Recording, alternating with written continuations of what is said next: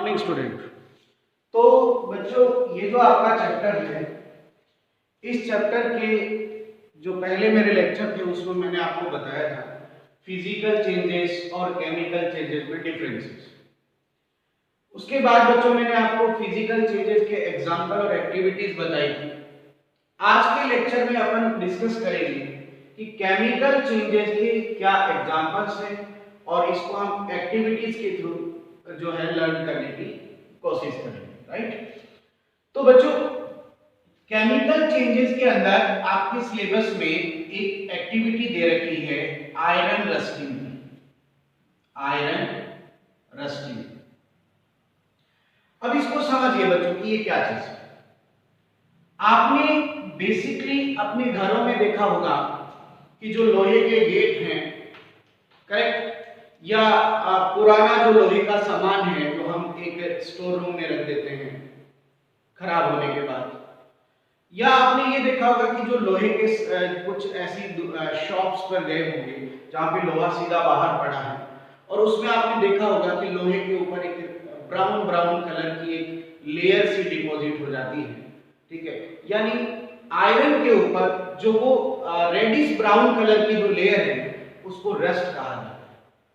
और आयरन पर वो ब्राउन कलर की जो लेयर है, यानी बेटा आयरन जो है उस आयरन पर रेडिश ब्राउन कलर की जो आप लेयर देखते हैं, परत देखते हैं, इसी को अपन रस्ट कहते हैं या आयरन रस्टिंग कहते हैं। क्लियर?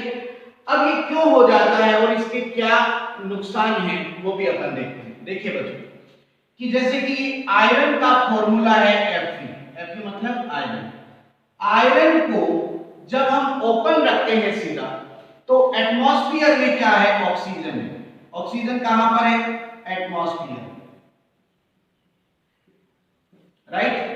और ये आयरन है, आयरन को एटमॉस्फेयर में रखा है और एटमॉस्फेयर में क्या है, ऑक्सीजन, प्लस एटमॉस्फेयर में मॉइस्चर भी है और मॉइस्चर में क्या होता है, वाटर या वाटर की वेपर। आयरन ऑक्सीजन और वाटर से रिएक्ट करता है और ये बनाता है Fe2O3 यानी आयरन ऑक्साइड बनता है और इसी आयरन ऑक्साइड को रस्ट कहा जाता है। क्या कहा जाता है, आयरन रस्ट कहा जाता है। समझिएगा बच्चों दोबारा ध्यान से कि आयरन को हमने एयर में रखा है, अगर आपको ये इक्वेशन याद नहीं हो तो, प्लस आयरन किसके साथ रिएक्ट करेगा, वाटर के साथ, और ये बनाएगा आयरन रस्ट। और आयरन रस्ट क्या है, ठीक है, Fe2O3। क्या रस्ट को आयरन कहा जा सकता है? क्या ये रस्ट आयरन है? नहीं, आप खुद समझिए। क्या रस्ट तो ये चीज है ना, क्या ये रस्ट ये आयरन है? नहीं।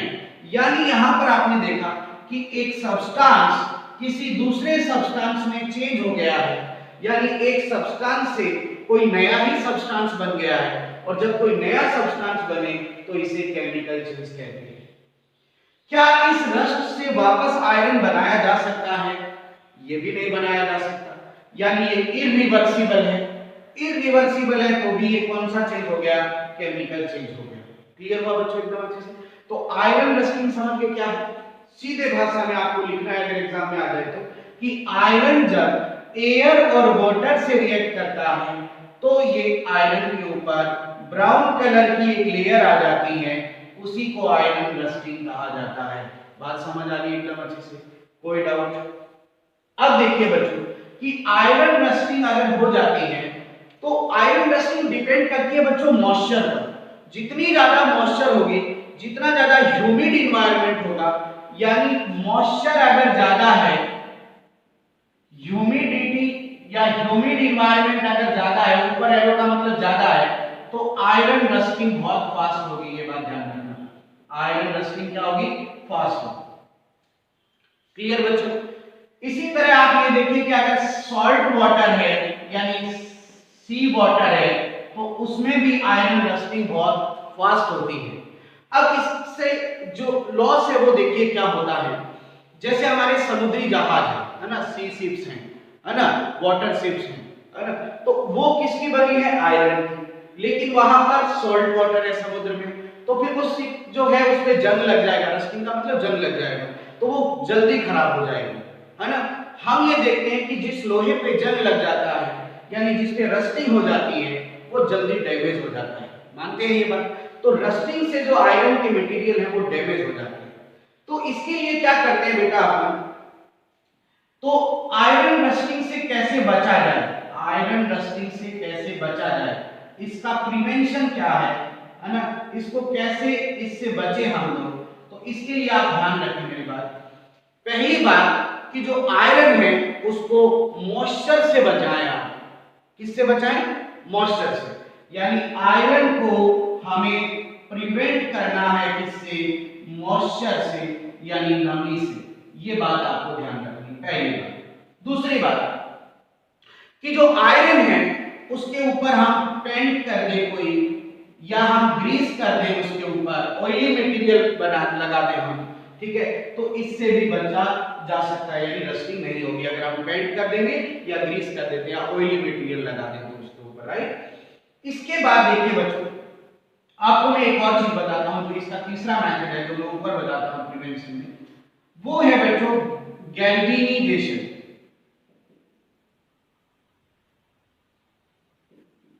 ऐसे ये क्या चीज है, गैल्वेनाइजेशन, GALV, ये क्या चीज है, देखो इसमें अपन क्या करते हैं बेटा, जो आयरन होता है, जैसे ये आयरन है, इस आयरन पर क्या करते हैं बेटा, अपन जिंक की लेयर जो है वो लगा देते हैं, क्रोमियम या जिंक की लेयर लगा देते हैं इस पर। इस आयरन पर क्या लगा दिया हमने, जिंक की लेयर, इसकी लेयर, जिंक एक मेटल है, उसकी लेयर लगा देते हैं हम आयरन के ऊपर। तो आयरन के ऊपर जिंक की लेयर लगाने की प्रोसेस को क्या कहते हैं, गैल्वेनाइजेशन कहते हैं। और गैल्वेनाइजेशन के कारण भी रस्टिंग से बचा जा सकता है। बात समझ आ गई बच्चों एकदम अच्छे से। इस तरह अपन जो हमारे समुद्री जहाज है या लोहे के बड़े बड़े जो भी डिवाइसेस बनी हुई है, उनको हम रस्टिंग से बचा सकते हैं, किस प्रोसेस से, गैल्वेनाइजेशन प्रोसेस। बात समझ आ गई एकदम अच्छे से। तो आयरन रस्टिंग पूरा क्लियर हुआ आपको, एक छोटा सा टॉपिक, ठीक है। तो ये था आपका केमिकल चेंज का एक एग्जांपल, ठीक है बच्चों। अब एक और चीज है, मैं इसमें बता ही देता हूं आपको। अगर हम स्टेनलेस स्टील यूज करते हैं, क्या यूज करते हैं, स्टेनलेस स्टील, तो ये भी, इस पर कभी रस्टिंग नहीं लगेगी, नो रस्टिंग, इसके कभी रस्टिंग नहीं लगेगी। अब स्टेनलेस स्टील क्या चीज है, स्टेनलेस स्टील में क्या होता है बेटा, आयरन प्लस कार्बन और प्लस मेटल। मेटल में मैं एग्जांपल दे देता हूं आपको, क्रोमियम है, निकल है ना, इनका एग्जांपल क्लियर हुआ एकदम अच्छे से। स्टेनलेस स्टील ऐसा स्टील है, स्टेनलेस स्टील एक ऐसा स्टील है जिसपे रस्टिंग नहीं लगती। कैसे बनता है ये, आयरन, कार्बन और कुछ मेटल्स लाइक क्रोमियम और निकल। Is that clear everybody? तो ये आपका एक छोटा सा टॉपिक है जो आयरन रस्टिंग मैंने आपको बताया, ठीक है। तो केमिकल चेंजेस के अंदर हमने एक एग्जांपल देख लिया है आयरन रस्टिंग का। अब दूसरा एग्जांपल और एक्टिविटी देखिए आप, क्या है बच्चों कि एक मैग्नीशियम का रिबन है, इसका मैग्नीशियम का रिबन, ये लैब में आपको अवेलेबल हो जाता है। जब आप स्कूल ज्वाइन करेंगे, लैब में आएंगे, तब आपको हम ये एक्टिविटी कराएंगे, राइट। इस मैग्नीशियम रिबन को हम बर्न करते हैं। सपोज हमारे पास ये मैग्नीशियम रिबन है, राइट, ये मैग्नीशियम रिबन, और इसको हमने बर्न किया, इसको अपन बर्न कर देते हैं, यानी इसको हमने बर्न किया। तो मैग्नीशियम रिबन को जब हम बर्न करेंगे, तो बर्न होने के बाद हमें ये जो मैग्नीशियम है, इसकी रिबन तो बर्न हो जाएगा ना, तो ये हमें मिलेगी इसकी S, राइट, क्लियर। अब हमें ये देखना है कि ये केमिकल चेंज है या ये फिजिकल चेंज है, इसको समझते हैं। हमारे पास क्या था, मैग्नीशियम था। मैग्नीशियम का सिंबल क्या होता है, Mg। ये आपको बेटा याद करने पड़ेंगे, मैग्नीशियम का सिंबल है Mg, राइट। मैग्नीशियम को बर्न किया, तो कोई भी सब्सटेंस जब बर्न होता है तो वो ऑक्सीजन की प्रेजेंस में बर्न होता है, यानी इसको ऑक्सीजन की प्रेजेंस में हमने बर्न किया, तो ये बना हमारे पास MgO। क्या बनेगा, MgO, magnesium oxide. Magnesium oxide. अब आप समझिए बच्चों, हमारे पास जो रिबन था वो क्या था, वो था हमारे पास Mg, और जो बर्न होने के बाद जो सब्सटेंस बना है वो बना है मैग्नीशियम ऑक्साइड। अब आप देखिए, एक सब्सटेंस जब किसी नई फॉर्म में चेंज हो जाता है तो वो क्या होता है, केमिकल चेंज। क्या इस मैग्नीशियम ऑक्साइड से वापस मैग्नीशियम बनाया जा सकता है, नहीं, मतलब ये इरिवर्सिबल है, तो ये भी क्या हुआ बच्चों, केमिकल चेंज, राइट। समझ आया बच्चों एकदम अच्छे से, ये बन, ठीक है ना। तो ये केमिकल चेंज का एग्जांपल है, मैग्नीशियम रिबन को बर्न करना। अब हम एक काम और करते हैं बच्चों, कि जो हमारे पास मैग्नीशियम ऑक्साइड है इसको हम वाटर के साथ, मैग्नीशियम ऑक्साइड हमारे पास क्या थी गैस, ये वाली गैस। अब हम क्या करते हैं, इस गैस को पानी में डिसॉल्व कर लेते हैं। ये हमारे पास वाटर, और इस वाटर में हम इस गैस को डिसॉल्व कर लेते हैं, ये चीज, तो हमारे पास ये सॉल्यूशन बन जाएगा। यानी अब हमारे पास क्या बना, अगर हम इस एस को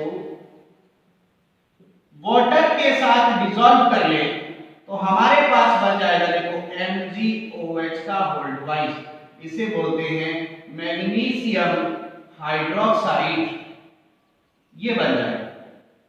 अब इसको देखो, याद करने का तरीका देखो, ये Mg है ना, Mg को Mg लिख लो। वैसे 10th क्लास में 9th क्लास में आपको इक्वेशन बैलेंस करना सिखाया जाएगा, यहां मैं आपको एक तरीका बताता हूं।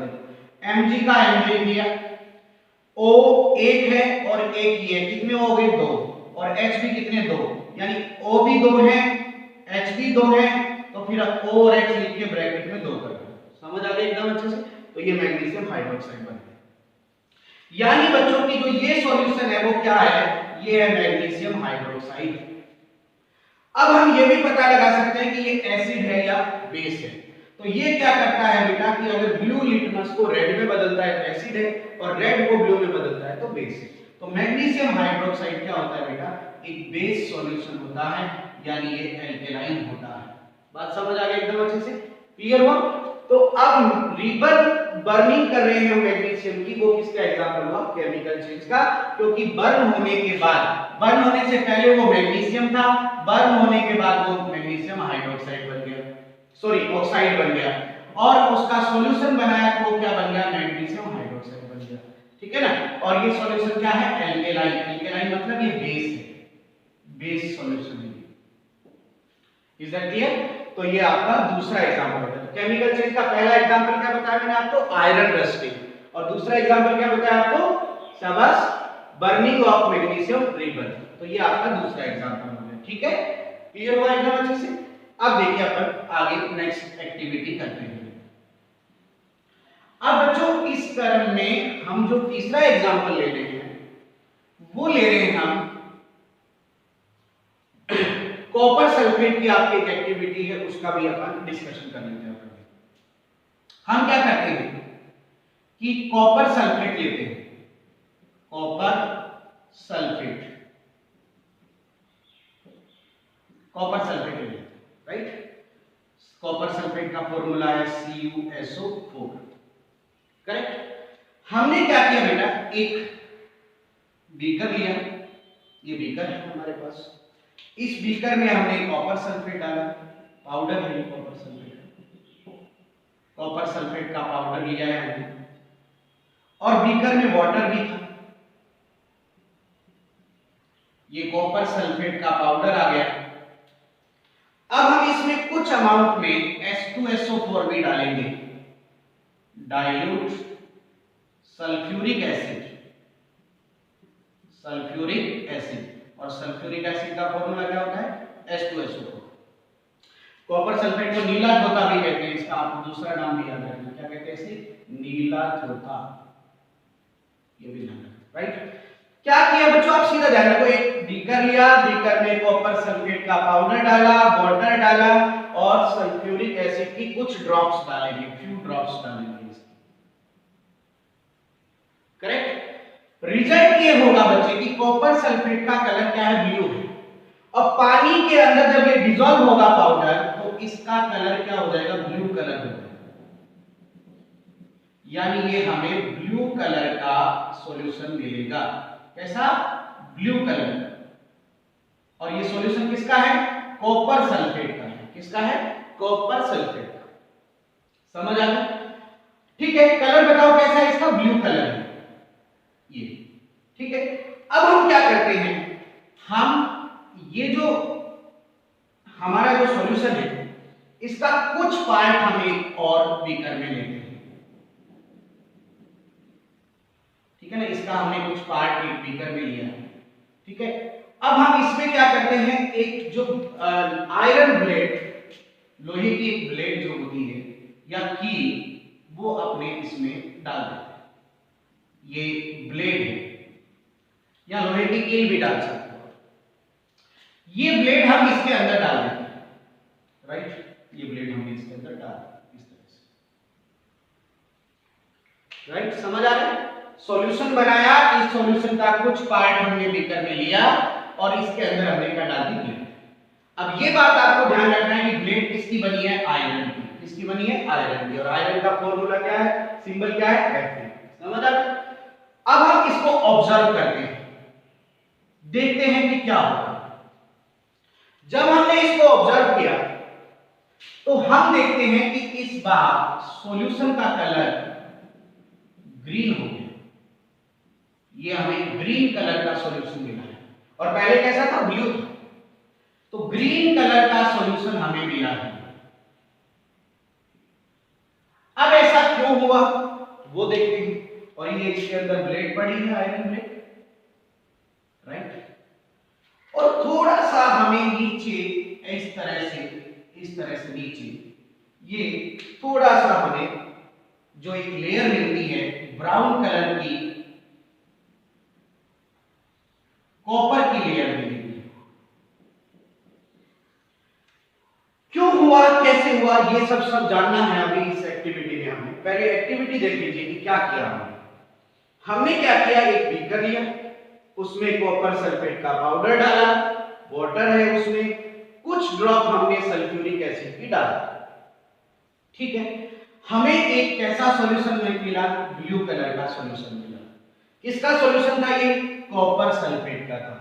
बात समझ आ गई। अब हमने इस सॉल्यूशन का कुछ पार्ट अलग से लिया बीकर में, है ना। ये बीकर 1 था और ये बीकर 2 है। इसमें हमने एक आयरन की ब्लेड डाल दी। ब्लेड डालने के बाद हमने ऑब्जर्व किया, आफ्टर सम टाइम हमने ऑब्जर्व किया, ऑब्जर्वेशन किया हमने। ऑब्जर्वेशन में हमने देखा कि ये जो ब्लू कलर का सॉल्यूशन था ये क्या हो गया, ग्रीन कलर का हो गया, और नीचे थोड़ा सा हमें ब्राउन कलर का मटेरियल मिला जो कॉपर था। क्या था ये, कॉपर। क्यों हुआ देखते हैं। हुआ ये था बच्चों कि हमने लिया क्या था, कॉपर सल्फेट। कॉपर सल्फेट, इसका ये फॉर्मूला। इस कॉपर सल्फेट में हमने क्या डाल दिया था, आयरन। चलिए भाई आयरन लिख दीजिए।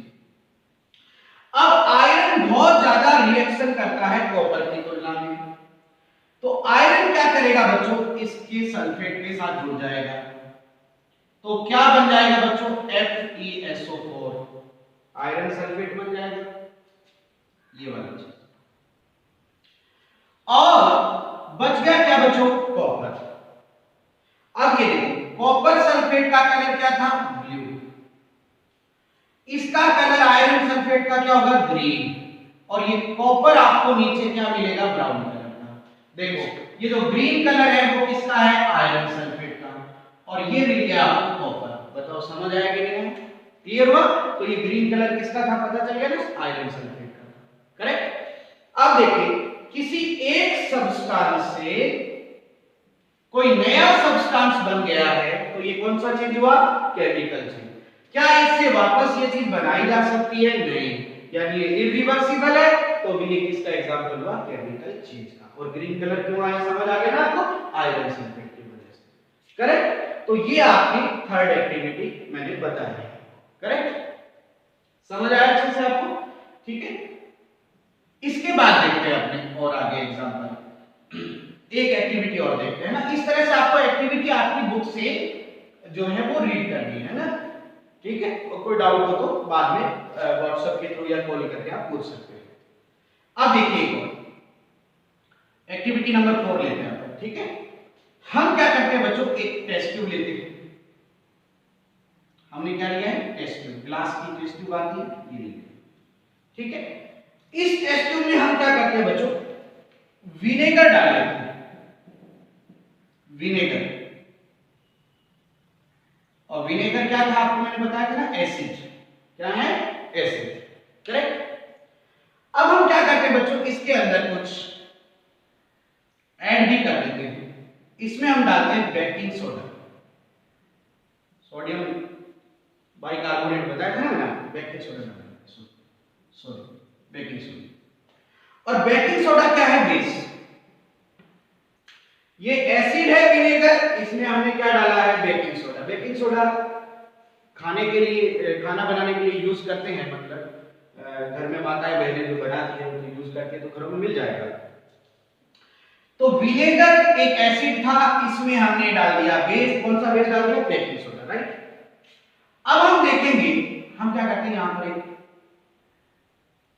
ऐसे एल शेप की पाइप लगा देते हैं, ट्यूब लगा देते हैं। ये ट्यूब लैब में अवेलेबल होती है, बेंडिंग ट्यूब होती है। ठीक है, और इसको हमने एक दूसरी टेस्ट ट्यूब में इसको कनेक्ट कर दिया। ठीक है, और इस टेस्ट ट्यूब में हमने भर रखा है लाइम वाटर, लाइम वाटर। ठीक है, कैल्शियम हाइड्रोक्साइड फॉर्मूला होता है इसका, कैल्शियम हाइड्रोक्साइड। ठीक है, ये विनेगर है, ये बेकिंग सोडा है, दोनों को हमने मिक्स कर दिया था। इस टेस्ट ट्यूब को हम बंद कर देते हैं, कॉर्क लगा देते हैं यहां पर, इस तरह से कॉर्क लगा देते हैं, ये कॉर्क लगा देते हैं। ठीक है, अब देखो क्या होगा, जब हम विनेगर में बेकिंग सोडा डालते हैं तो क्या होता है बेटा, यहां पर ऐसे बबल्स बनेंगे, इस तरह से बबल्स बनेंगे, बबल, ये बबल्स बनेंगे। और इन बबल्स में गैस है, क्या है, गैस। तो विनेगर में जब बेकिंग सोडा डाला तो एक गैस रिलीज हुई। क्या रिलीज हुई, गैस। ये गैस इस पाइप से इस टेस्ट ट्यूब में आ रही है, यहां भी हमने कॉर्क लगा रखा है इस तरह से, राइट। ये गैस यहां पे रिलीज हुई और ये गैस किससे टकराएगी, लाइम वाटर से। फिर क्या होगा वो भी देखते हैं। सबसे पहले ये देखिए कि जब विनेगर में हमने बेकिंग सोडा डाला तो एक गैस बनी। ये गैस कौन सी थी, ये गैस थी कार्बन डाइऑक्साइड। क्या थी, कार्बन डाइऑक्साइड। यानी हमने एक बात तो सीख ली कि विनेगर में जब हमने बेकिंग सोडा डाला तो हमें मिला CO2 gas, carbon dioxide, carbon dioxide gas. ये बात तो समझ आ गई। अब इससे ये बात तो समझ आ रहा है कि जब ये दोनों केमिकल रिएक्शन करते हैं तो कोई नया केमिकल बन रहा है। नया केमिकल बन रहा है मतलब ये केमिकल चेंज, राइट। अब दूसरी चीज हम ये देखेंगे कि ये कार्बन डाइऑक्साइड, ये वाली जो कार्बन डाइऑक्साइड है, ये कार्बन डाइऑक्साइड किससे टकरा रही है, लाइम वाटर से। तो इसने रिएक्शन की किससे, लाइम वाटर से। किससे की, लाइम वाटर से। और हमने देखा कि लाइम वाटर मिल्की कलर का हो गया। कैसा हो गया, मिल्की कलर का हो गया। इसमें मिल्की जैसे मिल्क होता है वैसा हो गया। अब भाई ऐसा कैसे हुआ, तो आइए देखते हैं। लाइम वाटर का फॉर्मूला क्या बताया था मैंने आपको, CaOH का होल ट्वाइस। जब ये CO2 लाइम वाटर से रिएक्ट करेगी तो क्या बनेगा, ये बनेगा CaCO3 यानी कैल्शियम कार्बोनेट।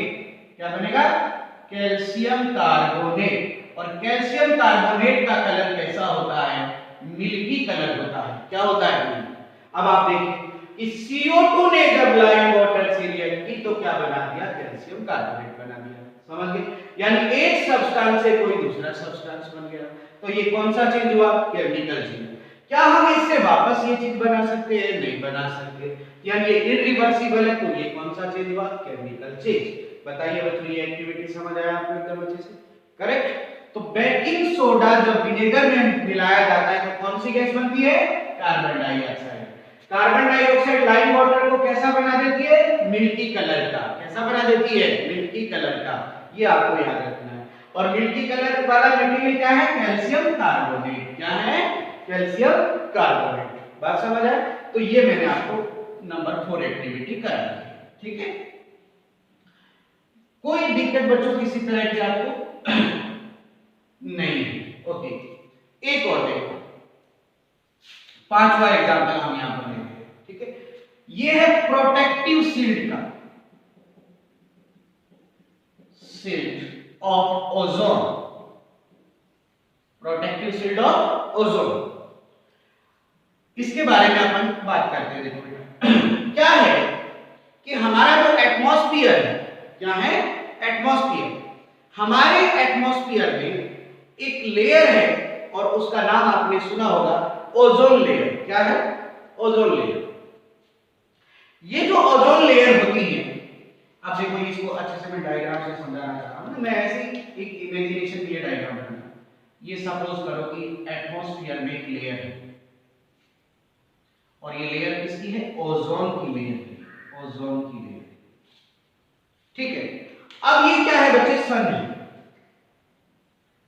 सन, सन से बेटा बहुत सारी रेडिएशन आती है, लेकिन सन से एक रेडिएशन आ रही है, यूवी रेडिएशन। अगर आपको पता है कौन सी, यूवी, अल्ट्रावायलेट। यूवी मतलब अल्ट्रावायलेट रेडिएशन, जो बहुत हानिकारक होती है। अब ये ओजोन लेयर क्या होती है, जैसे ये अर्थ है, यानी ये पृथ्वी है हमारी, और पृथ्वी पर हम लोग हैं।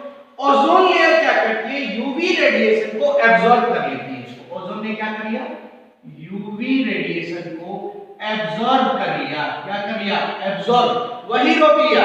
इनको कहां नहीं आने दिया, अर्थ पर नहीं आने दिया। इसको नहीं आने दिया अर्थ पर, यूवी रेडिएशन को। समझ आ गया? तो ये ओजोन हमें क्या कर रही है, प्रोटेक्शन दे रही है, हमें बचा रही है। किससे बचा रही है, हमें यूवी से बचा रही है, क्योंकि ये यूवी रेडिएशन को वहीं पर रोक लेती है, उनको अर्थ पर नहीं आने देती। बात समझ आए इतना अच्छे से? अगर बच्चों ये ओजोन थिन हो जाए, ओजोन पतली हो जाए, ऐसे ये ओजोन हो गई है ना, यानी इसको ये क्यों हुई है, ओजोन क्या हो गई है, थिन हो गई है, ये ब्रेक हो गई है। क्या हो गई है, ब्रेक हो गई है। समझ आ गया? इसको ओजोन होल भी कहते हैं। तो अब क्या होगा बच्चों की ये अर्थ है और ओजोन थिन हो गई है, पतली हो गई है। तो अब क्या होगा बेटा कि जो सन है उससे जो यूवी रेडिएशन आ रही है ना, वो सीधी कहां आ जाएगी, अर्थ पर आ जाएगी। और अर्थ पर आएगी तो यूवी हम लोगों से टकराएगी, प्लांट्स पे गिरेगी, एनिमल्स पे गिरेगी। तो यूवी जो होती है बच्चों, ये हमारे अंदर क्या करती है, हमारा जो क्रोमोसोम है, जीन है, डीएनए है, उनमें चेंज कर देती है। तो इससे हमें बेटा हार्मफुल डिजीज होती है। क्या होती है, हार्मफुल डिजीजेस होने लग जाएगी हमें। और इसका एक बहुत बड़ा एग्जांपल है कैंसर। क्या है, कैंसर। हमारी आई की कॉर्निया को भी ये इफेक्ट करती है, ध्यान रखना है ना। इससे स्नो ब्लाइंडनेस जैसा केस आ जाता है। यूवी रेडिएशन भी हमारी आई को भी डिफेक्ट करती है और कैंसर भी कॉज करती है। समझ आया क्या मुझे? तो ओजोन प्रोटेक्टिव शील्ड है या नहीं, ये बताइए, है ना। किससे बचाती है ओजोन हमें, यूवी रेडिएशन से बचाती है। और अगर ओजोन ब्रेक हो जाए या थिन हो जाए तो क्या होगा, यूवी डायरेक्ट अर्थ पर आएगी और हमें हमारे लिए बहुत हार्मफुल होगी और हमें वो डिजीज फैलाएगी, कैंसर जैसी घातक बीमारी। हाँ, सवाल तो चल रहे हैं आपके दिमाग में कि sir UV break, ozone break कैसे हुई सर? अरे भाई, पोल्यूशन चरम सीमा पर है। अब देखिए, जो हम क्या करते हैं, रेफ्रिजरेटर हमारे घरों में है, फ्रिज जो है, जेट एयरप्लेन जो है, इनसे बेटा जो पॉल्यूटेंट निकलते हैं उनको क्लोरोफ्लोरोकार्बन बोलते हैं, CFC बोलते हैं, है ना। तो ओजोन ब्रेक करने के लिए योगदान किसका है, क्लोरोफ्लोरोकार्बन का, क्लोरोफ्लोरोकार्बन, CFC।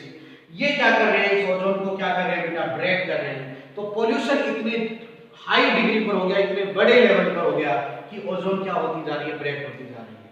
ये हम सब के लिए एक चिंता का विषय है। क्लियर? चलिए, प्रोटेक्टिव शील्ड समझ गए ओजोन क्या चीज है। अब ये देखते हैं कि ये केमिकल चेंज में मैंने क्यों लिखा, ये केमिकल चेंज में क्यों लिखा। तो देखिए बच्चों कि आपने ऑक्सीजन का नाम सुना है, O2 कहां है, एटमॉस्फेयर में। ये ऑक्सीजन रिएक्ट करती है एलिमेंट ऑक्सीजन के साथ, यानी एक मॉलिक्यूल के साथ, ऑक्सीजन के साथ, और बनता है O3। क्या ऑक्सीजन गैस और O3 एक ही चीज है? नहीं, बिल्कुल नहीं है। तो ये एक सब्सटेंस, ये ऑक्सीजन है ना, क्या बना रही है, ओजोन बना रही है। तो एक सब्सटेंस से कोई नया सब्सटेंस बन गया है, तो ये कौन सा चेंज हुआ बताओ, केमिकल चेंज। तो प्रोटेक्टिव शील्ड ओजोन भी किसका एग्जांपल है, केमिकल चेंजेस का एग्जांपल है। बात क्लियर हुई, समझ आ गई एकदम अच्छे से? Okay, clear. और ये भी ध्यान रखना कि ओजोन क्या होती है, O3, और ओजोन की परत कहां है, एटमॉस्फेयर में। किससे बचाती है हमें, यूवी से बचाती है। यूवी क्या है, ultraviolet radiation. Is that clear? Okay, कैसे पहचाने कि केमिकल चेंज हो रहा है, केमिकल चेंजेस का आइडेंटिफिकेशन। किसका, केमिकल चेंजेस। जब भी केमिकल चेंज होंगे, जब केमिकल चेंज होंगे, तो हो सकता है कि हीट, लाइट एब्जॉर्ब होगी या रिलीज होगी।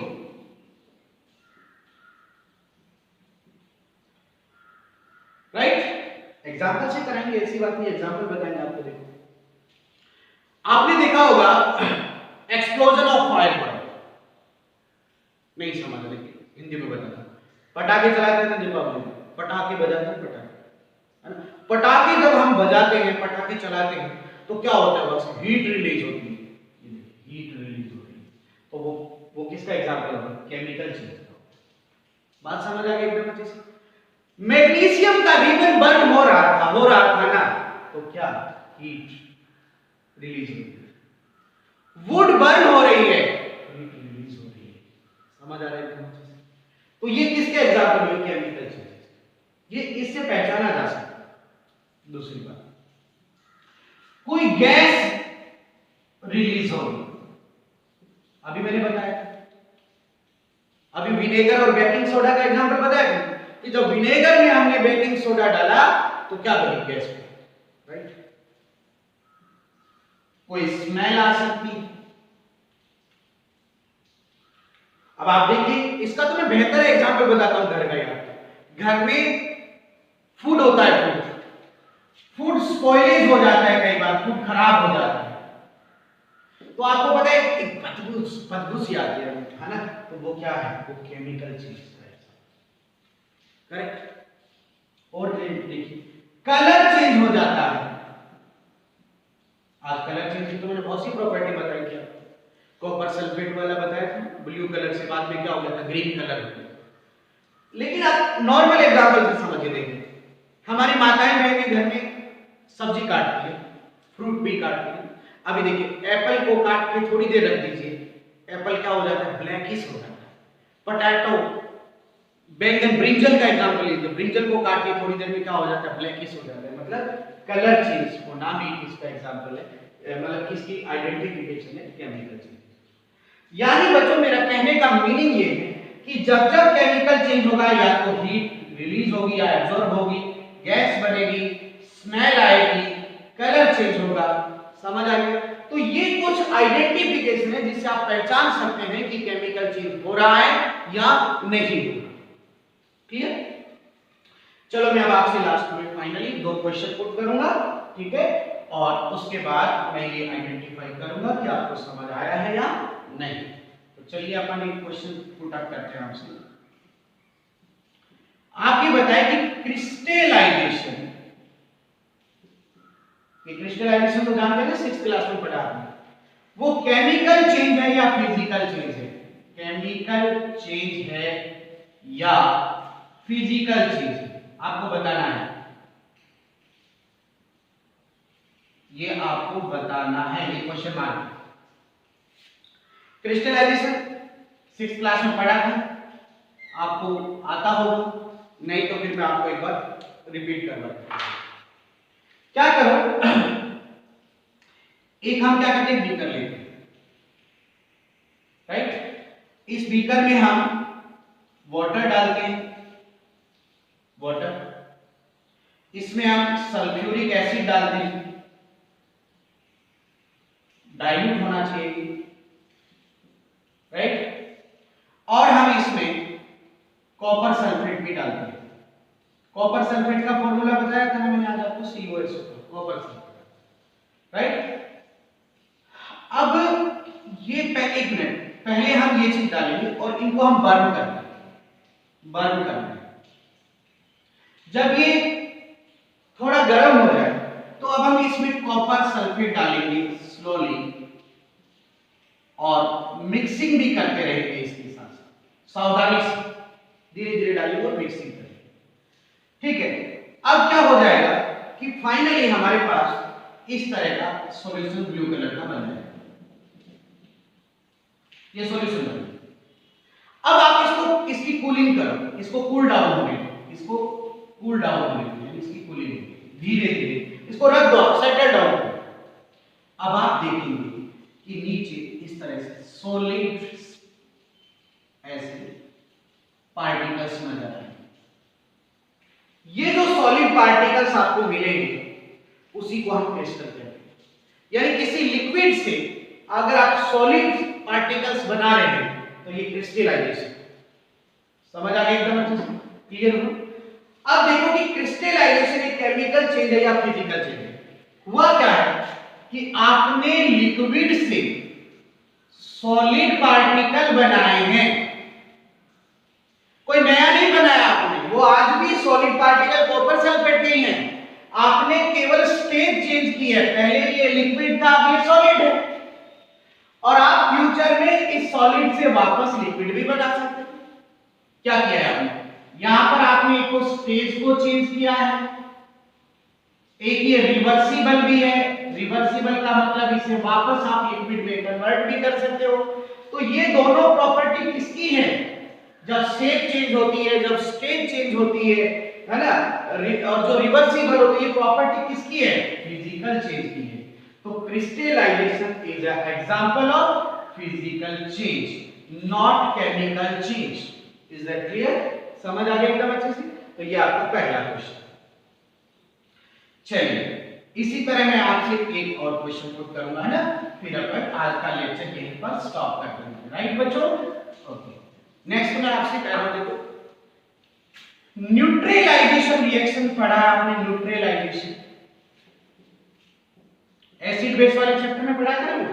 क्या होता है न्यूट्रलाइजेशन रिएक्शन, एसिड रिएक्ट करता है बेस से और क्या बनाता है, साल्ट, और क्या बनाता है, वाटर। इस रिएक्शन को क्या कहते हैं, न्यूट्रलाइजेशन रिएक्शन। क्या ये केमिकल चेंज है या फिजिकल चेंज है, ये है बच्चों केमिकल चेंज। क्या है, केमिकल चेंज। कैसे कि देखो इन सब्सटेंस से कोई नया ही सब्सटेंस बन गया। क्या बन गया है, जब कोई सब्सटेंस रिएक्ट करके कोई नया सब्सटेंस बनाए तो ये क्या होता है, केमिकल चेंज का एग्जांपल है, राइट। अब बच्चों ये आपका चैप्टर कंप्लीट होता है। इसके एक्सरसाइज में आपको वर्कशीट आपको सेंड करूंगा। कोई भी डाउट अगर आपको हो किसी भी तरह का तो आप वो डाउट, है ना, मुझसे डिस्कस कर सकते हैं। Is that clear? Thank you very much.